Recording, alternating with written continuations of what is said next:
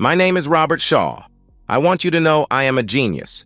No, really I am. My IQ is somewhere around 160, so that qualifies me as a genius. I was the smartest kid in my grade school. By the time I was in the 10th grade, I was taking college courses. I graduated college when I was 19 and started working on my master's in computer science. When I completed my master's degree, I was recruited to work for a company that keeps everything working. Know what I mean? Not exactly? I will try to explain. When you got up this morning, you turned on the light in your bathroom, right? Well, I make that possible. You washed your face. That's me also. When you stopped to buy that $10 cup of coffee and paid with your credit card, yeah, you got it. That's me. Know what I mean? Okay, I'll try again. All those things I mentioned above, well, I keep the bad guys from messing with them. I keep your information safe. I keep the grid up. Now you understand. Well, all that studying and preparing came at a price. My love life, to be exact. I was a virgin until I was 20 years old. My first time? It was more of a lab experiment than a sexual event. We both had climaxed, so we called it a success and never did it again. It was after I had received my bonus and went to work with a six-figure salary that I decided to try my luck at picking up women for intimacy. I bought a $3,000 suit, a $15,000 Rolex, and a $400,000 Maserati. I told you that the bonus was impressive.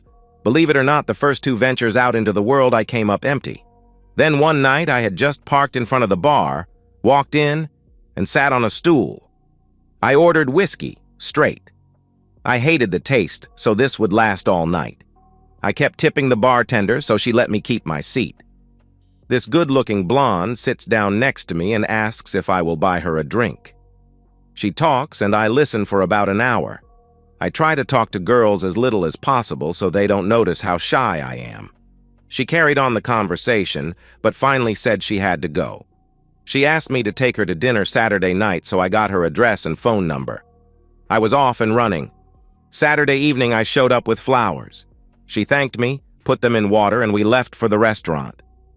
She loved the car and asked a million questions about it. I had reservations at a really nice and expensive restaurant, and it was romantic. After supper, we drove around town, just killing time.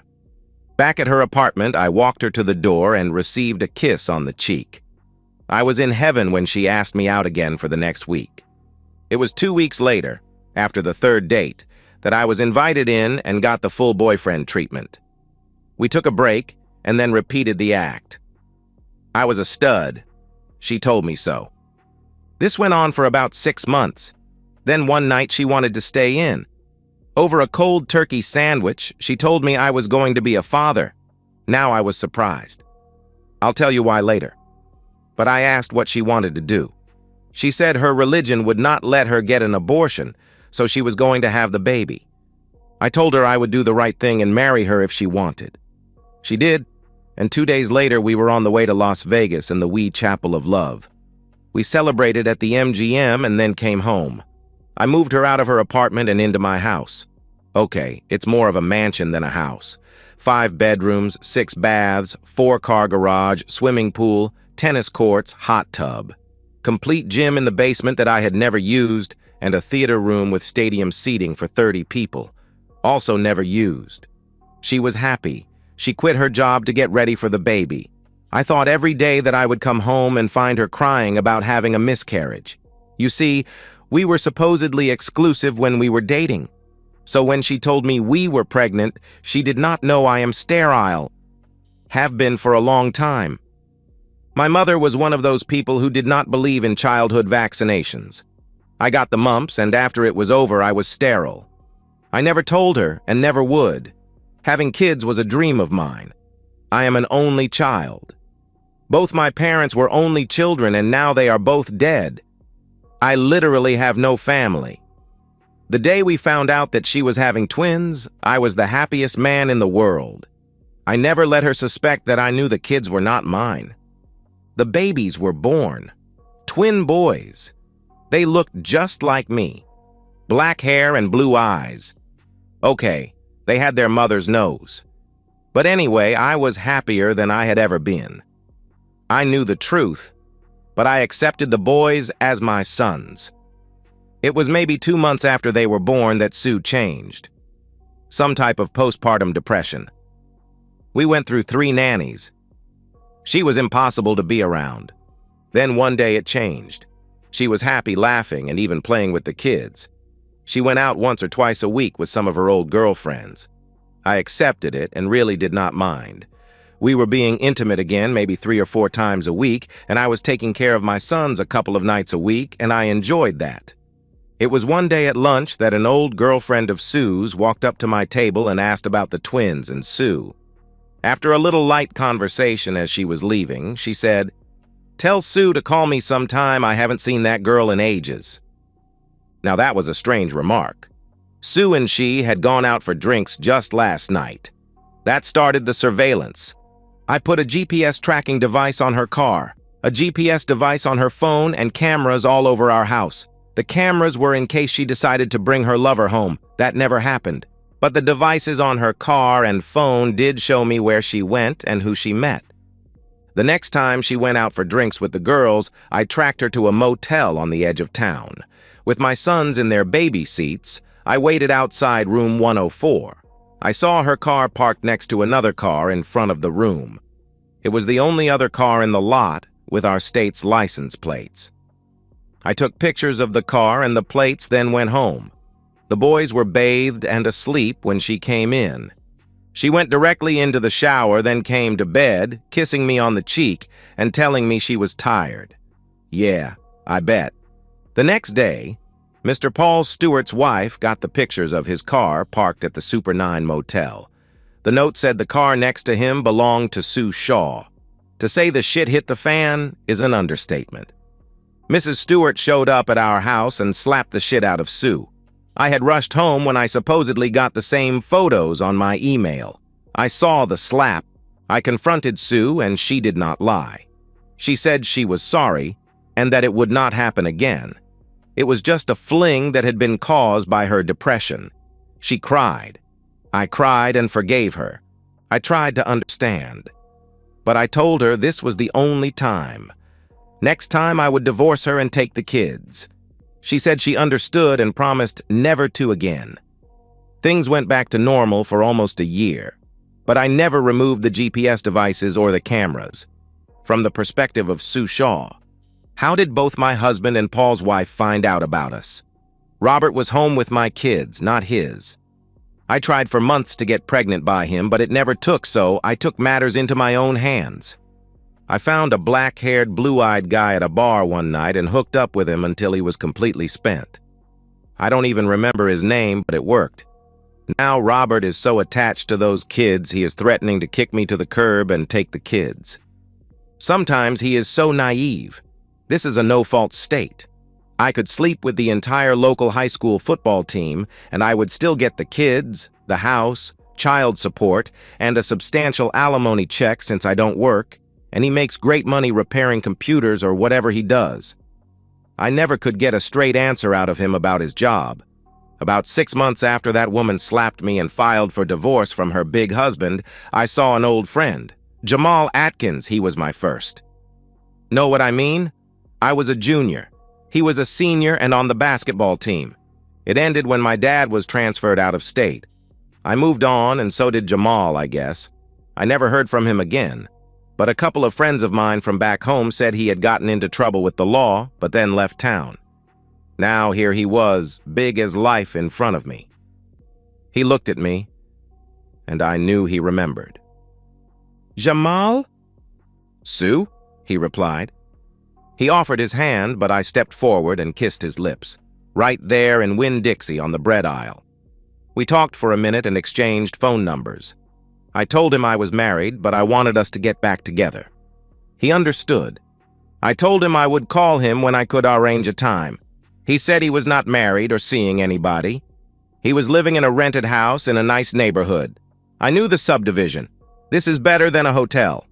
He also told me he was a warehouse manager but worked on Saturdays and Sundays, so he was off Wednesdays and Thursdays. I thought that strange, but did not question him. Also, he had on a work shirt that said James, where his name should be. I thought I would ask about that later. Now I had to go. The nanny got off at 3 p.m. and I had to start supper for Robert. Back to the perspective of Robert. When I got home that day, there was a nice pot roast simmering in the kitchen. Sue acted a little too friendly. It raised my suspicions.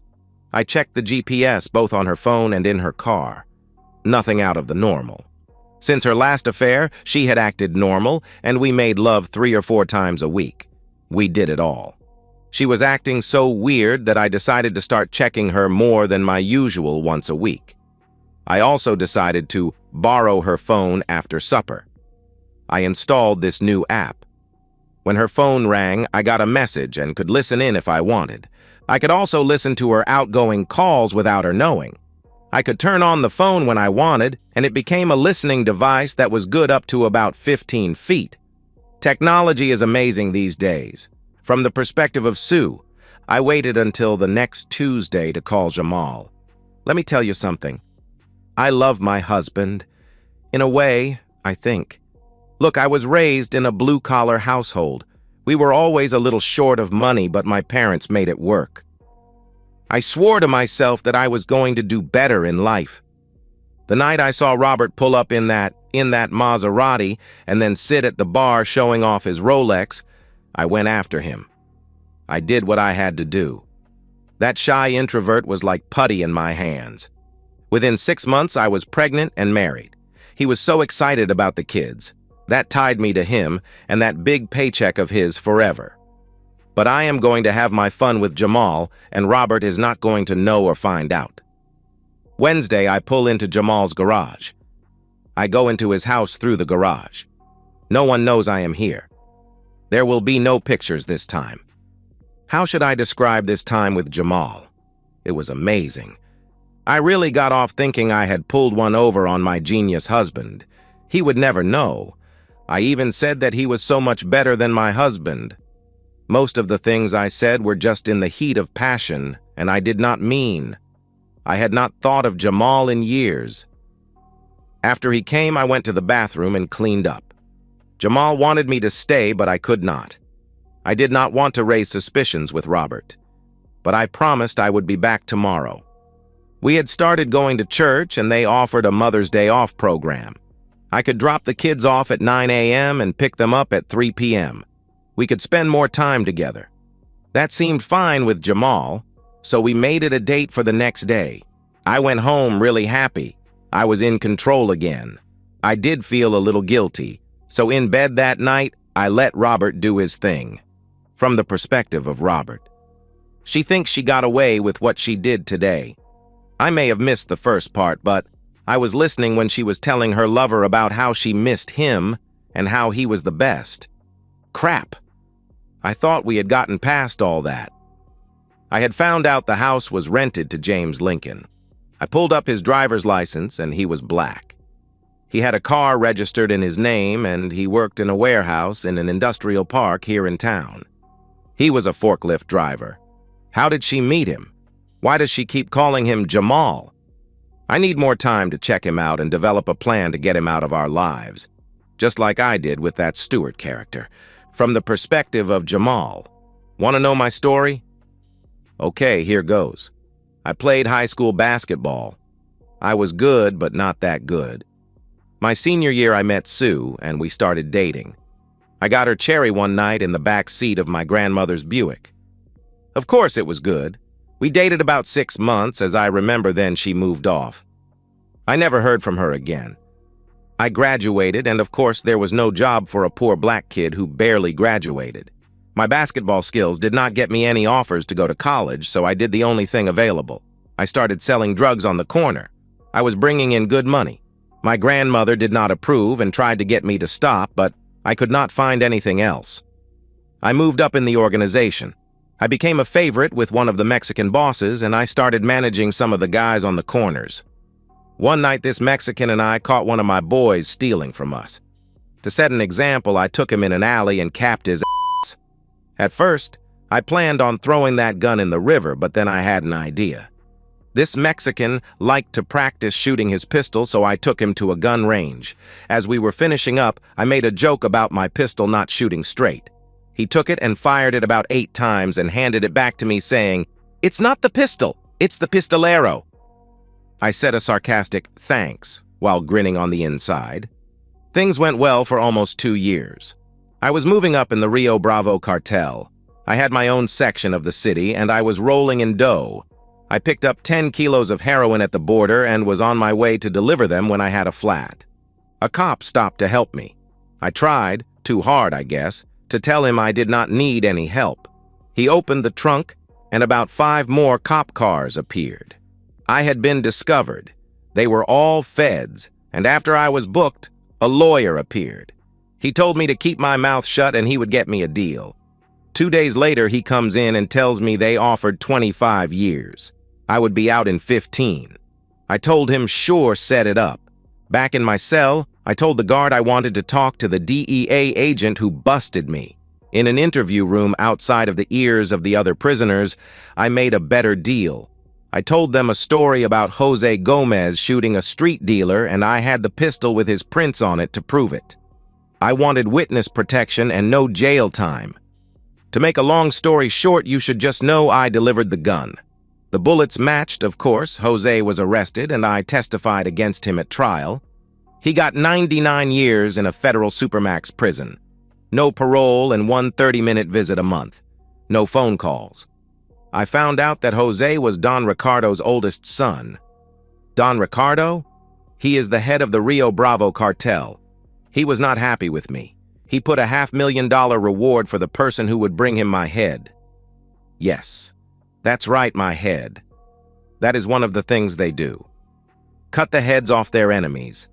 I was moved to another city and given $100,000 for my testimony. I rented an apartment and got a job in a warehouse. I was taught to drive a forklift, and for 2 years I loaded trucks. Then one day a driver said, "Hey, Jamal." I about swallowed my tongue. I turned to find a guy I had played basketball with in high school. We shook hands and he told me how he met a girl and married her. She was from here in town. They moved here to be close to her family. He wanted us to get together this weekend and relive old times. When he left, I called my contact in the marshal's office and I was moved that very night. I stayed for 2 nights in a cheap hotel, studying my new identity. When I had it memorized, I started job hunting. I enjoyed driving a forklift and it was easy to get a job. I was getting settled in when, on my day off, I went to the grocery. There was Sue. I had not thought of her in years, but after talking and finding out about her, I made a big mistake. I did not notify the marshals. I did not want the hassle of moving again, and besides, according to her, she had as much to lose as I did.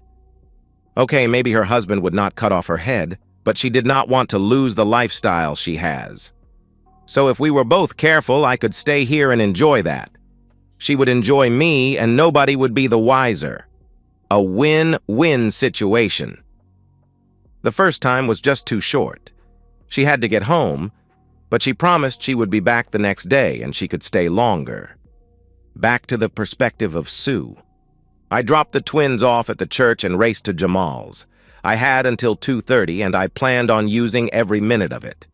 The garage was opened when I pulled in and parked. I am so naughty. No one knows I am here, my car is hidden, and I have 5 hours to be with Jamal. I am in heaven.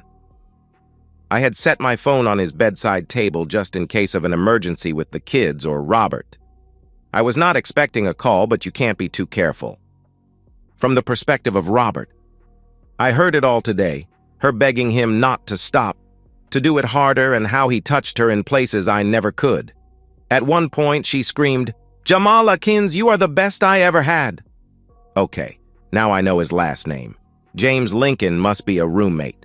No, wait, his driver's license has James Lincoln and his picture. I need to do some checking into this Jamal Akins. Oh boy, did I just hit pay dirt? This Jamal is in the Federal Witness Protection Program. According to the Darknet, there is a reward for his head from the Rio Bravo cartel.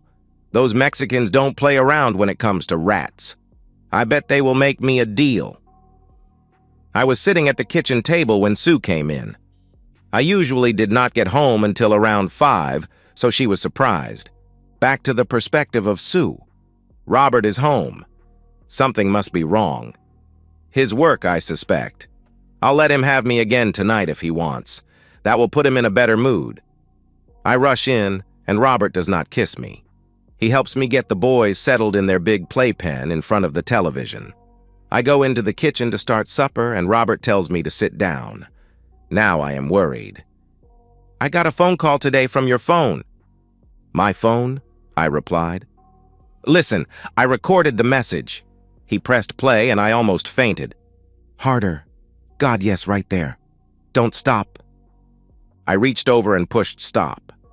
When I took the phone out of my purse and laid it on the table by the bed, I must have hit the speed dial for Robert. As I sit there trying to think of something to say, he starts. Remember what I told you would happen if I ever caught you cheating again? I look at him. This is that same introvert that I tricked into marrying me. He is shy, unsure of himself around girls, almost a beta male. Okay, I decided to take a different approach. Robert, stop. Just stop. You are not going to divorce me. You would lose big time. This is a no-fault state. Adultery would not make a difference. The boys and I would get the house. You would have to pay all our expenses, child support, and alimony. Since I do not work, and you make a fortune, the alimony would be substantial. Hell, I could move Jamal in here to help me raise your kids, and there is nothing you could do about it. So think before you make the greatest mistake of your life. Who is this Jamal? He asked. He is my old high school boyfriend, my first. I met him last week at the grocery, and yesterday was the first time we ever got together. Think about it. I did not come home and give you sloppy seconds. Believe me, this fascination with his big Johnson will pass. He is a selfish lover. In 2 or 3 months, I will drop him, and we can get back to our life of raising the kids together like it should be. Not you getting them once a month and living in an apartment somewhere. How about it? I get to be intimate with you every time you go to Jamal's? That's what I am proposing, I replied. Okay, but I want you to promise me some things, and I will trust that you keep your word. Things like what? I asked. First, you will not fall in love with this guy and leave me for him. Don't worry about that. I promise never to let that happen. Jamal works in a warehouse. No way I am running off with that working-class stiff. Second, never bring Jamal to our house. I promise never to do that. This place is ours and the kids. No one else, I replied. Third, I do not want Jamal to know that I know about him. That is to be our little secret, something that I can hold in my head while I know he is with you. That will be our secret, something you share only with me. That's easy, baby. I promise he will always think it is just he and I. I see why you want this. Something you and I share. Fourth, no calling Jamal from the home phone. If you want to talk to him, go outside on the deck and use your cell. No problem with that. I have not called him but a couple of times, and he has never called me. I just called to confirm that he was going to be home and did not have to work. So I will have no problem with that. Robert, this is not like high school. We are not in love. It is just intimacy for both of us. That's why I know it will not last. Okay, you have a deal. When is the next time you plan on meeting Jamal? He asked. Like I told you, this is only going to be a Wednesday and Thursday thing. No nights, no going out to a club or for drinks and dancing. This is just intimacy, nothing more, I replied. I do love Robert in a way. He is a genius, but he is also a dumbass in a lot of ways. I can talk my way out of anything. All he needs to forgive my cheating with a man is the promise that he can have back intimacy with me.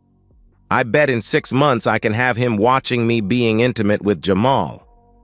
Robert is the perfect he just does not know it yet. Back to the perspective of Robert. I told her I had to work on Saturday and Sunday. That was a lie. I was getting everything in order. Erasing all my tracks into the dark web and the searches for Jamal Atkins and James Lincoln. Also, I made an appointment with an attorney in a different city. What attorney, you ask? Jose Gomez's attorney, who was filing an appeal for Jose. I told him I knew where a witness was located that he may need. I also had a video that he may be interested in, but it would cost him. When he asked how much, I told him $500,000. He got the message. Sunday night, I played too tired to have intimacy. She accused me of sulking. I left the house early Tuesday morning. I had a 2-hour flight to the city where Jose Gomez's attorney was located. I had taken off work that day and had told Sue I was hosting an important meeting and would be home late tonight. His office was impressive. The name on the door read, Stephen Judd, Esquire, Attorney at Law, an egotistical person, I imagine. I walked in and was shown directly into his office. "Mr. Shaw, how can I help you?" "Mr. Judd, it is I that can help you." "Please have a seat." "I'll get right to the point. I have information that will help you with the appeal in the Jose Gomez case." I hand him a thumb drive. He looks at it and then plugs it into his computer. After about 10 minutes, he asked where I got what he was looking at on his screen. "That particular gun range stores all its video in the cloud. It seems you are interested in doing business?" "Yes, I am." "But the other matter? You know where this particular witness can be found?" "Yes, I do, but I want some—" "Stop. Will you please wait in the lobby for a few minutes? I have to confer with an associate of mine." I got up and sat in the lobby. 15 minutes later, his door opens and out walks a beautiful Mexican lady. She was not in the office when I was there, so she must have come in through another door. "Hello, Mr. Shaw. I am Maria. Why don't I take you to lunch?" I stammer out an okay. Rather loudly, I think. Then this Judd guy says, "Good, well, there will be no need for you to contact this office in the future. Maria will take good care of you. Thank you, Mr. Shaw, and I am sorry this office could not help you." Maria took my arm and we walked out to the elevators. Don't worry. As Jose's attorney, he wants to keep his knowledge of anything to a minimum. Attorneys, I hate them. We took the elevator to the parking garage. There she walked towards a man standing beside a big Lincoln Town car. It was black with blacked-out windows. When this guy opens the door, I notice the insides are black leather. This car should have one of those bumper stickers. You know the one I am talking about. "Mafia staff car. You touch, I break your face." Her chauffeur opens the door, and she slides in and scoots over. She patted the seat and asked, "Are you coming?" I jumped in next to her. In for a penny, in for a pound ran through my mind. I could not take my eyes off this beauty. Long black hair down to the middle of her back, dark, almost black eyes. She turned in the seat to face me. "Louis, take us to Mama Torres. I hope you like Mexican food." "Of course." I was at a loss for words. All the problems I had with talking to girls, my shyness, my not wanting to talk, were back. This woman was a princess, a beautiful Latin princess. She was white, not dark-skinned, but you could tell she was a Latina. I could not take my eyes off her. The silence was getting awkward, so I started to open my mouth to speak. She took my hand and looked me in the eye. "Wait until we get to the restaurant. There we will have more privacy. I saw what was on the thumb drive." No more was said until we arrived at the restaurant. I could not take my eyes off those stockinged legs or the cleavage her blouse showed. At the restaurant, we were greeted like royalty. It was obliviously not her first time here. We were shown to a private dining area and the door closed. I noticed the waiter went to a credenza near the door and turned on a jamming device. I grinned. This conversation was about to get very interesting. "Now, Robert, we can talk. Do you know where Jamal Atkins is at?" "Yes," I replied. "You know we have a $500,000 reward for his whereabouts. You give me his location and I will arrange payment. How much do you want for that thumb drive?" "I am not interested in money. The thumb drive is free. I just happened across it while researching Jamal. A good trial attorney or the feds could have found it 2 years ago and avoided all this." "The feds wanted to convict Jose. They never could get proof on a drug charge, and they were so excited when this Jamal offered his evidence they never investigated any further." "Well, I hope it helps. But about the money for the location of this rat, I need something else," I replied. "Just tell me. I can make a lot of things happen. What do you want?" Just then, the waiter arrived with our meal. What a spread! Enchiladas, fajitas, refried beans, guacamole, tacos, and tortillas. 2 Dos XX beers were sat on the table. "Let's eat while you tell me." So over the best Mexican food I ever ate, I poured out my life story. I started at my birth and finished with my wife wanting me to agree to let her fool around with Jamal. When I was at the part about me knowing the twins were not mine, due to me being sterile, she had smiled. I told her it was not funny, and she apologized, saying she was not laughing at me. Just that she knew the feeling of wanting a family and not being able to have one. She told me about her having problems with her period when she was 15. The doctors had discovered cysts on her ovaries and had removed them. She also would never have any kids. When I told her about my wife's 2 affairs, she mumbled, "Puta." After I finished my life story, I came to the part I was dreading. "When you take Jamal, take her also. If you do that for me, I'll consider us even." "Are you sure? I mean, what about the kids?" "My boys are not yet 3 years old, so they will not remember their mother. I'll hire a live-in nanny to help me raise them, and in a month or so, they will forget about their lying, cheating woman of a mother." "So when is the next time they will be together?" "Tomorrow morning," I replied. "Then kiss your wife goodbye forever in the morning." "So soon? Don't you need time to plan something? I mean, you have less than 24 hours. It seems—" She stopped me. "We let him get away 3 months ago by waiting for the weekend. We will not make that mistake again. Give me his address. If you are finished, I will get you to the airport." I finished my second beer, and she walked with me to the curb. She signaled for a waiting taxi, and as it pulled up, I opened the door and started to get in. She stopped me. I looked into those beautiful dark eyes. Then she kissed me on my cheek, whispering, "Thank you," in my ear. As my taxi pulled off, I saw Louie shut the car door after she slid in the back seat. I doubt I will ever see her again. It is Wednesday afternoon, and I am in the bunker, that place where I take care of everything I told you about previously. My secretary 2 floors up buzzes me and tells me I have visitors waiting in the lobby. I take the elevator up and go into my office through the side door. I buzz her back to show them in. "Mr. Shaw, I am Detective Jones. This is my partner, Joe Friday." We shake hands and I invite them to sit. "Mr. Shaw, I'll get right to the point. Do you know where your wife is?" "Well, this morning she told me after the nanny arrived, she was going shopping at the mall, then to the grocery store, and then home." "Why?" "Is this a picture of your wife?" "Oh my God, yes, what happened?" "We are not really sure. We dispatched a car to investigate shots fired at the residence of James Lincoln. We found your wife dead. Do you know a James Lincoln?"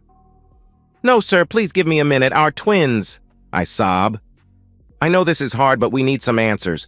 Where were you this morning around 10 a.m.? "Here. I arrived at my usual time of 8 a.m. I have not left my office all day. You can check with my secretary and FBI Special Agent Pilgrim. I am doing some background searches for the FBI, and Agent Pilgrim was in my office this morning from 9 a.m. until about 10:30. Call him and eliminate me immediately. That will free you up to find the real killer. Where was she found?" Friday got up and left my office. I figure he is talking to my secretary and probably calling the local FBI office. He comes in and whispers in Jones's ear. "Okay, your story checks out. Do you know a Jamal Atkins?" "Well, not personally. You see, he was my wife's first boyfriend in high school. She told me about him. Well, according to our information, he and this James Lincoln are the same person." "How is that possible?" I asked. "Witness protection," said Friday. "Look, we are working on 2 theories. The first is that the Rio Bravo cartel found out about him and he blamed your wife and shot her. Or maybe he wanted to run off together and she would not go and he shot her. Anyway, we know he shot her. We found the weapon, a .45 automatic, with his fingerprints on it." "But why was she with Jamal or James or whoever he was?" I asked. "We found evidence that they were lovers. I am sorry, but it is what it is." I had no idea. This just keeps getting worse and worse. Do you know how long this has been going on? I asked. No idea, but we don't think long. He has only been here in town for a couple of months. You see why we first thought you might have something to do with it, but the longer and deeper we get into it, this looks like it had more to do with his history with the cartel than a jealous husband. Sorry for your loss, and we will keep you advised on the progress of the investigation. I am sure you want justice for your wife. I do, but please do not involve me or my boys in it. Those cartel people are vicious. I mean, they found someone in the witness protection program. If you cross them, they get their pound of flesh. I promise not to involve you, and again, sorry for your loss. They walked out, and the only other time I ever heard from them was when the coroner called and said I could pick up her body. I called a crematorium and had her cremated. I took her to the beach and waded out into the water. Sue, you lying, cheating woman. I know how much you hated the beach, so I am going to let you live here forever. I hope you rot in hell. I poured her into a big wave and laughed as I walked back to the car. I had taken off work for 2 weeks. Grieving? Hell no. Playing with my boys, I heard a car drive up and I went to the window to see who was here. I was not expecting company. It was that black Lincoln town car. Oh shit, what is this about? The doorbell rang and I opened it to find Maria standing there with Louis carrying 2 suitcases. I hear you are looking for a live-in nanny? Well, cancel the ad. You just found one. My mouth was open and I could not find words. Don't just stand there, go help Louis with my other bags. I followed Louis to the car and we brought in 4 more suitcases. When I shut the door, after shaking Louis's hand and him winking at me, I found Maria in the den playing with the twins. They were rolling on the floor, laughing, wrestling, and pulling on her long hair. Have these boys eaten lunch yet? No. Well, you take over and I'll go find them something. That was how my life with Maria started. She moved into my bedroom that first night. The next morning, she put everything that Sue had in the house. Clothes, pictures, makeup, everything in plastic garbage bags and called Goodwill. They sent a truck and hauled it away. While the boys were down for their nap, we sat at the table. I was trying to talk, but the words were stuck in my throat. Go on, Robert, let's get it over with. Ask me whatever you want to know. How? I asked. Fair question. Well, by the time your wife got there that morning, Jamal was in Mexico. We snatched him the night before as he walked into his house after finishing his shift at the warehouse. We made sure his prints were on the gun before he left. When Sue got there at about 9:30 that morning, I was the only one there. I told her you had decided to not accept her deal and that I would be raising her kids. For her not to worry, I would take good care of them and you. Then I put 3 rounds in her chest. She went quickly. Oh, I almost forgot. I told her you could have me anytime you wanted it, and that you would never have to worry about me giving you sloppy seconds. I grinned at that, but wow. This woman pulled the trigger. Do you know where the investigation is now? And what about Jose? The police are looking for Jamal as the murderer. The feds are trying to distance themselves from him. First, because he is wanted for the murder of your wife, and second, because the judge ruled that the video of Jose and Jamal at the shooting range to be authentic. It showed Jamal laying his pistol down and Jose putting in the magazine. Jose then fires 10 rounds and comments on what a nice gun Jamal has just bought. When Jose is packing up his pistol, Jamal puts his pistol in a plastic bag. That was the gun that Jamal killed the corner boy with. He got Jose's prints on it and saved it for when he needed a get-out-of-jail-free card. They are looking for him for that murder also. Jose is at home with our father. Our father? She is Jose's sister. What happened to Jamal? I was not there for that party, but I hear he is buried in the desert south of El Paso. I need to know one more thing. This is more of a personal question, but very important. Go ahead. I will not lie to you. The problem with Sue was the size, you know, of my Johnson. If that is going to be a problem, let's end this between us now. Sue broke my heart and I ended up hating her. You gringos have a saying I like. It goes something like this. It is not the size of the magician's wand, but the magic in it. Believe me, Robert, you have more than enough magic for me. We were married 3 months later. She wanted to honeymoon in Cancun, Mexico, so I let her make all the arrangements. It turned out Father owns one of the resorts there. I noticed that she never had asked me for a dime. Not money for groceries, the light bill, the pool service, nothing. Also, the plane tickets after the wedding just seemed to appear. I asked about taking the twins, and she said not on the honeymoon. She arranged a nanny. She was a nice older Mexican lady. I found out later that she was Maria's nanny when she was a child and still took care of her. Louis was the lady's husband and Maria's bodyguard. They lived with us after we returned home. My boys call Maria Mommy and think she is their birth mother. The old lady is referred to as Abe, short for Abuela. Our kids are bilingual, of course, and we never told them the story of their real mother. Life goes on. And so, we've reached the end of today's story. Was it what you expected, or did it take a twist you didn't see coming? I'm curious to hear your thoughts. Share them in the comments below, and let's get a conversation going. If this story kept you hooked, make sure to hit that like button. And if you're new here or just haven't subscribed yet, now's the perfect time to join our community. I bring you fresh, captivating stories every day, so click that subscribe button and turn on notifications so you never miss out. Thanks for watching, and I'll see you in the next one.